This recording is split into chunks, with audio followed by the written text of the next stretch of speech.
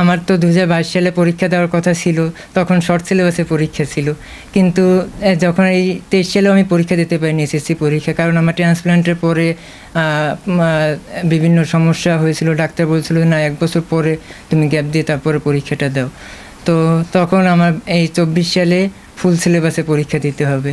তো তখন আমি শর্ট সিলেবাসের জন্য আমি প্রস্তুত ছিলাম, কিন্তু ফুল সিলেবাসের জন্য তো আমি সেইভাবে প্রস্তুত ছিলাম না। তো তারপরও আল্লাহর অশেষ রহমত, আমি নিজে চেষ্টা করেছি, বাবা মা আমাকে অনুপ্রেরণা দিয়েছে, কিন্তু তারা কখনো আমাকে লেখাপড়ার প্রতি অতটা চাপ দেয়নি যে তোমাকে এইভাবে পড়তেই হবে। কিন্তু আমি নিজের ইচ্ছা থেকেই অনেকটা পড়েছি। টিচাররাও আমাকে অনেক হেল্প করেছে।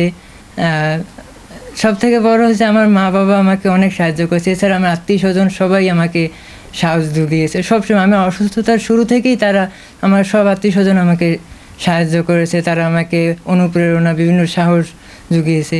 কখনো আমাকে পিছনে ফিরে তাকাতে হয়নি যে অসুস্থতার কারণে। আমার 22 সালে পরীক্ষা দেওয়ার কথা ছিল। আমরা 2 ভাই যমজ, একসাথে ছোটোকাল থেকে পড়ালেখা করছি। তো 2022 সালে তখন আমি পরীক্ষা দিতে পারিনি। তখন আমার ভাইয়েরও অনেকটা মন খারাপ হয়ে গেছে। তারও ছিল আমরা 2 ভাই একসাথে পরীক্ষা দিতে যাব, কিন্তু তখন আমি হসপিটালে, আমাকে তখন আবার হসপিটালে নিয়ে যাওয়া হয়। এটা আসলে ওর নিজে থেকে উদ্দীপনা, উৎসাহ এবং সাহস যোগাইছি আমরা। আলকে বাবা তুমি চিন্তা করবো না, তোমার মন মতো তুমি পড়ো, আমরা ওর কোনো প্রেশার দিই নি যে তুমি পড়তেই হবে বা এটা করতেই হবে, এগুলো কখনো বলি নি।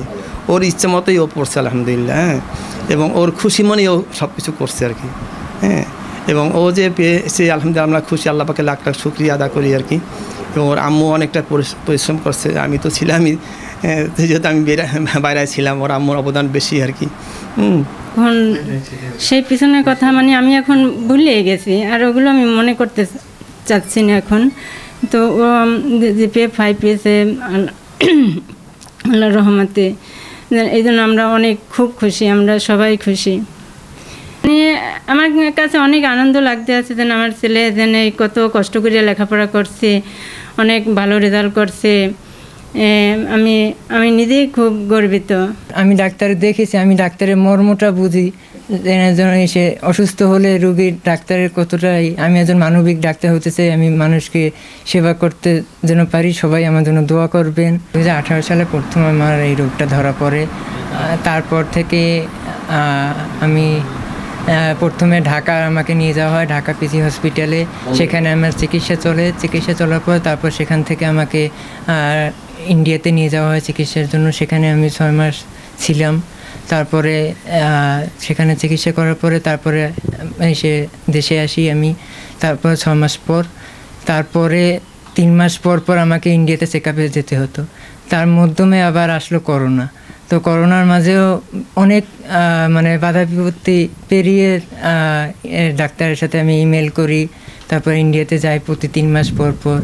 সেই সাথে আমার পড়ালেখাটাও চালিয়ে যাই। পড়ালেখা ছোটোকাল থেকে আমি পড়ালেখার প্রতি আমার অন্যরকম একটা আগ্রহ ছিল, যাতে আমি সবসময় একটা ভালো একটা রেজাল্ট করি সবসময়। সেই থেকে তারপরে আমি সম্পূর্ণ সুস্থ হয়ে যাই 2021 সালের জানুয়ারির 8 তারিখে। আমার একদম চিকিৎসা শেষ হয়ে যায়। তারপরে আমি সম্পূর্ণ সুস্থ ছিলাম। তারপরে আমার আবার 2022 সালে আবার এই ক্যান্সারটা আবার ব্যাক করে। ও যখন অসুস্থ হয়ে পড়ে তখন আমরা দুজন একসাথে পরীক্ষা দেওয়ার কথা ছিল, কিন্তু ও দিতে পারে না। ট্রিটমেন্ট করার জন্য ওকে ঢাকা নিয়ে যাওয়া হয়েছিল। তারপর আমি একাই এখানে বসে পরীক্ষা দিচ্ছি। আলহামদুলিল্লাহ আমিও জিপিএ 5 পেয়েছি। ও যেহেতু এবার জিপিএ 5 পেয়েছে, গোল্ডেন A+ পেয়েছে, এবং ও ডাক্তার হতে চায়। দোয়া করি ও যেন একদম বড় একজন ডাক্তার হতে পারে, মানবিক ডাক্তার হতে পারে, দেশের সেবা করতে পারে, দেশের মানুষের সেবা করতে পারে।